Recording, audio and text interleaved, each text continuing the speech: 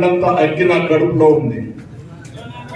ఎవరెవరు వెన్నుపోటు పొడిచినారో, ద్రోహం చేసినారో, గొంతు పిసికినారో, అమ్మపక్కలో పట్టుకున్నారు, సర్వము నాకు తెలుసు. ಕೋಲಾರ ಲೋಕಸಭಾ ಚುನಾವಣೆ ಹಿನ್ನೆಲೆ ಕಾಂಗ್ರೆಸ್ ಅಭ್ಯರ್ಥಿ ಪರ ಮತ ಪ್ರಚಾರ. ಶ್ರೀನಿವಾಸಪುರ ತಾಲೂಕು ಅಡಗಲ್ ಗ್ರಾಮದಲ್ಲಿ ಪ್ರಚಾರ ಸಭೆಯ ಮುಖಂಡತ್ವ ವಹಿಸಿದ ಮಾಜಿ ಸ್ಪೀಕರ್ ಕೆಆರ್ ರಮೇಶ್ ಕುಮಾರ್ ಮತಯಾಚನೆ ವೇಳೆ ಭಾವನಾತ್ಮಕ ನುಡಿಗಳನ್ನು ಆಡಿದ್ದಾರೆ. ತನ್ನ ರಕ್ತ ಕಣಕಣದಲ್ಲಿ ಕಾಂಗ್ರೆಸ್, ನಮ್ಮದು ಕಾಂಗ್ರೆಸ್ ವಂಶ, ನಮ್ಮ ಜಾತಿ ಕಾಂಗ್ರೆಸ್, ಚುನಾವಣೆಯಲ್ಲಿ ಹಣದ ಹೊಳೆಯನ್ನೇ ಹರಿಸ್ತಾರೆ, ಕೋಟಿ ಕೋಟಿ ಹಣ ಇದೆಯಂತೆ ಅಂತ ಹೇಳಿಕೆ ಕೊಟ್ಟಿದ್ದಾರೆ. ಆದರೆ ನನ್ನ ಕ್ಷೇತ್ರದಲ್ಲಿ ₹1 ಖರ್ಚು ಮಾಡಲ್ಲ, ನಾನು ಅದಕ್ಕೆ ಬಿಡೋದೂ ಇಲ್ಲ. ಹಾಗೇನಾದರೂ ನಿಮ್ಮಲ್ಲಿ ಆಸೆ ಇದೆಯಾ? ಇದ್ರೆ ಹೇಳಿ, ಕಾಸಿಗಾಗಿ ಓಟ್ ಹಾಕೋರು, ಅದಕ್ಕೆ ನಾನು ಅವಕಾಶ ಕೊಡಲ್ಲ, ನಾನು ಆಸೆನೂ ಪಡೋದಿಲ್ಲ. ಸ್ವಾಭಿಮಾನಿಗಳಿದ್ರೆ ಕೈ ಮೇಲೆತ್ತಿ ಅಂತ ಕಾರ್ಯಕರ್ತರಿಗೆ ಕರೆ ನೀಡಿದರು. ಒಂದ್ಸಾರಿ ನನಗೆ ಮೋಸ ಮಾಡಬಹುದು, ಪದೇ ಪದೇ ಮೋಸ ಮಾಡಲು ಸಾಧ್ಯವಿಲ್ಲ. ನಾನು ದೇವರ ಪೂಜೆ ಮಾಡೋನಲ್ಲ, ಆದರೆ ನನ್ನಲ್ಲಿ ದೈವವಿದೆ. ಮೋಸ ಮಾಡೋದು, ವಂಚನೆ ಮಾಡೋದು, ಬೇರೆಯವರ ಸಂಪತ್ತಿಗೆ ಆಸೆ ಪಡೋದು ನನಗೆ ಗೊತ್ತಿಲ್ಲ. ನನಗೆ ಮೋಸ ಮಾಡಿದವರು, ನನಗೆ ವಂಚನೆ ಮಾಡಿದ್ರು, ನನ್ನ ಬೆನ್ನಿಗೆ ಚೂರಿ ಹಾಕಿದ್ರು, ಅವರಿಗೆ ಯಾವ ಸ್ಥಿತಿ ಬರ್ತದೆ ಎಂಬುದು ನನ್ನ ಕಣ್ಣ ಮುಂದೆಯೇ ಅನುಭವಿಸ್ತಾರೆ. ಕಾದ್ ನೋಡಿ. ಕಲೆಕ್ಷನ್ ಇದ್ರೆ ಭಿಕ್ಷೆ ಬೇಡೋದಿಲ್ಲ. ನಾನು ಸಾಧಾರಣ ಮನುಷ್ಯ. ನನಗೂ ಹಣ, ಮದ ತಲೆಗೇರಿದ್ರೆ ಸ್ವಲ್ಪ ಆಸ್ತಿ ಪಾಸ್ತಿ, ಒಡವೆ, ವೈಭವದ ಬಟ್ಟೆ ಧರಿಸಬಹುದು ಅಷ್ಟೇ. ದೇಹದಲ್ಲಿನ ಅಂಗಾಂಗಗಳು ಬದಲಾಗೋದಿಲ್ಲ. ಸತ್ರೆ ಉಳ್ಳವರನ್ನ, ಇಲ್ಲದವರನ್ನ ಮಣ್ಣಿಗೆ ಹಾಕೋದು. ಶ್ರೀನಿವಾಸಪುರದಲ್ಲಿ ಮಾಜಿ ಸ್ಪೀಕರ್ ರಮೇಶ್ ಕುಮಾರ್ ಈ ಒಂದು ಹೇಳಿಕೆಯನ್ನ ಕೊಟ್ಟಿದ್ದಾರೆ.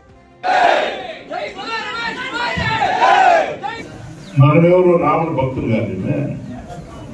శనివారం నాడు నీళ్లు పోసుకొని రాముడికి పూజ చేయకుండా మనం తీసేసి పూజ చేస్తాం. మాట్లాడి పైగా పడుతుంది. ఎప్పుడు రాముడు దేవస్థానం కట్టిన సంతోషమా? మన దేశంలో కట్టుకుంటా రాముడు దేవస్థానం పాకిస్తాన్ కట్టు ఖుషి కట్టు. దానికి ఓట్లేనా? దానికి రసీద్ బుక్ కావాలి. దానికి ఓట్లేదు. అట్లా రసీద్ బుక్ మేము రాస్తాం. పద్ధతి దేవస్థానం కట్టేదానికి ప్రైమ్ మినిస్టర్ గవర్నమెంట్ ప్రోగ్రామ్ చేస్తున్నాడు. నెహ్రూ, ఇందిరాగాంధీ, మన్మోహన్ సింగ్, లాల్ బహదూర్ శాస్త్రి,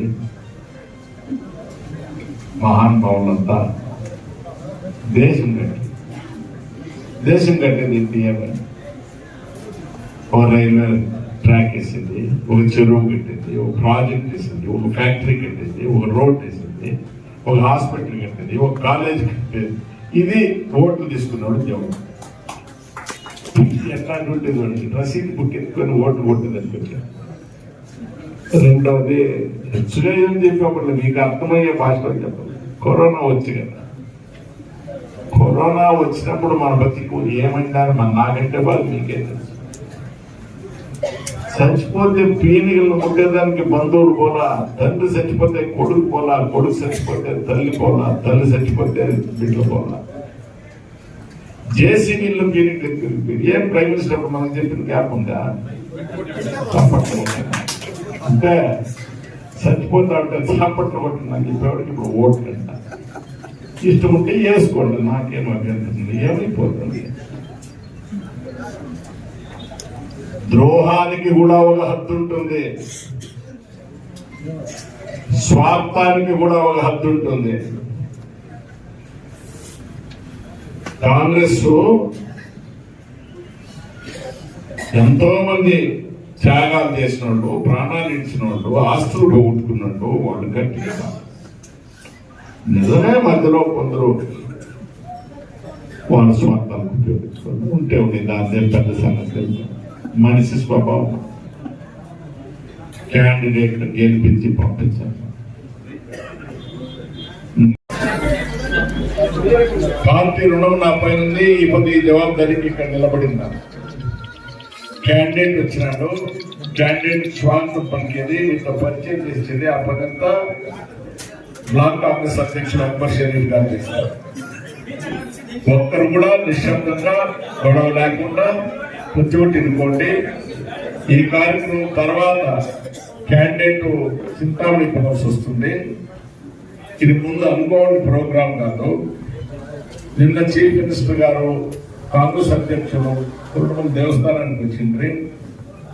అనిల్ అక్కడ నాతో ప్రస్తావన చేస్తే క్యాండిడేట్ 7 కాన్స్టిట్యున్సీలు ఉంటున్నారు, శ్రీనివాసరావు దాంట్లోకి రాలేదు, మీరు లేరు కాబట్టి దయచేసి 14 మనం రంజాన్ అయిన తర్వాత వర్కర్స్ మీటింగ్ అనుకుంటే చాలా గ్యాప్ అయిపోతుంది. చింతామణి పోయే ముందు ఇట్లా వచ్చి ఇట్లా వెళ్ళిపోని టిఫిన్ చేసుకొని ఇక్కడ అడుగు పెట్టినట్టు మళ్ళా పని మనం చేసుకోవచ్చు. నిన్న మధ్యాహ్నం తర్వాత మనం ఫోన్ చేసి చెప్పింది మీరందరూ ఇంతమంది వచ్చిన దానికి మొట్టమొదట మీకు కృతజ్ఞతలు తెలియజేస్తా ఉన్నాను. నేను మళ్ళా మాట్లాడతాను. నేను ఏం మీతో మాట్లాడుతా ఉన్నాను, నేను ఆ మనిషి కాదు. ఒక కొండంత అగ్గి నా కడుపులో ఉంది. ఎవరెవరు వెన్నుపోటు పొడిచినారో, ద్రోహం చేసినారో, గొంతు పిసికినారో, అమ్మపక్కలో పడుకోన్నారు, సర్వము నాకు తెలుసు. కానీ 45 సంవత్సరాల కాలం నన్నే దేవుడిని తల్లిని భావించుకొని గట్టు గదలకుండా నిలబడిలే ఆ 85,000 దినాలు పాదాలకు నేను రుణపడ్డాను. ఇది ఎలక్షన్ కాదు, ఇది ఒక యుద్ధం. మనకు యుద్ధానికి పోయేవాడికి రెండే, లేదా సింహాసనము లేదు వీరు స్వర్గం. నేను రెండింటికి సిద్ధంగా ఉండేట్లా వీరు యువతను. నేను తిరిగి కాదు, తర్వాత మాట్లాడతాను. ఇప్పుడు బ్లాక్ కాంగ్రెస్ అధ్యక్షుడు అక్బర్ షరీఫ్ గారు పద్ధతిగా సాంప్రదాయ ప్రకారం క్యాండిడేట్ పరిచయం చేసి మీకందరికీ స్వాగతం.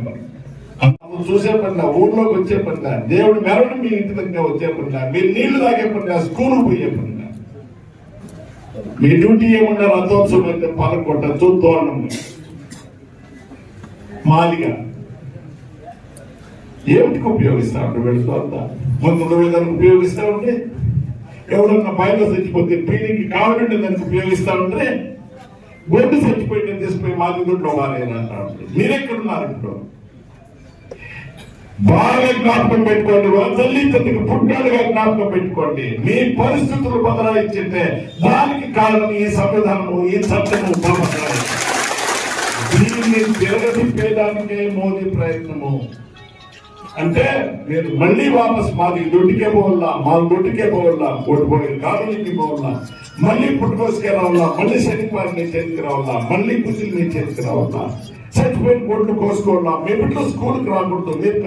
ఇది వాళ్ళ ఆలోచన. మధ్యలో రైతులు మీరు అడగచ్చు, ఏం స్వామి అంతా మన మాది ఇదేనా, అంతా ఓడిపోయిందేనా, మేమేమైపోతుంది. మీతో కూడా మాట్లాడతాం. వ్యవసాయం చేసి బతికేవాడు కొత్తగా ఏమన్నా ఏరోప్లేన్ దొరికినట్టు అవుతుందా? భూమిని నమ్ముకొని బతకాలి కదా. 10 సంవత్సరాలని పరిపాలనలో మోదీ ద్వారా ఎరువులు ఏమైంది రేటు ఆలోచిస్తున్నామయ్యా. పోనీ ఎరువులు రేటు కంట్రోల్ చేసే దానికి నీకు చేత కాదు, మందులన్నా కంట్రోల్ చేస్తున్నా. పోనీ రైతు కష్టపడి చెమటగాకి పండిన పంటకు గిట్టుబాటు బలన్నా ఇస్తున్నా, గిట్టుబాటు ధరించడానికి చేత కాదు. ఎరువులు రేటు కంట్రోల్ చేయలేవు. నువ్వు రైతుకు సహాయంగా మాది వడ్డీ కొంచెం సహాయంగా, నువ్వు సహాయం ఎవరికే